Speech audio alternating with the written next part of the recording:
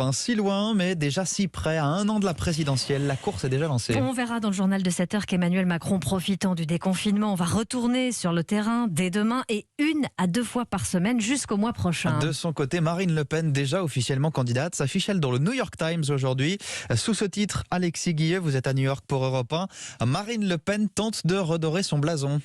Oui, et pour illustrer ce sujet, la leader d'extrême droite pose aux côtés d'un buste de Marianne. Je suis la candidate de la restauration de l'autorité de l'État, déclare Marine Le Pen, qui dénonce le désordre et la fragmentation de la société française sous Emmanuel Macron. Elle dit penser pouvoir gagner la présidentielle l'an prochain et présente le Rassemblement national comme un parti de gouvernement. Marine Le Pen revient longuement sur ces thèmes fétiches. L'immigration anarchique est le moteur de l'insécurité dans le pays, prétend-elle, et compare la situation à un plombier qui viendrait réparer une fuite. La première chose qu'il fait dans ce cas, c'est de couper l'eau.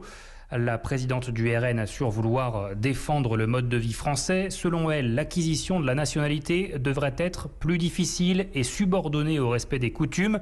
Précisant qu'en France, c'est Brigitte Bardot en maillot de bain plutôt que des femmes en niqab.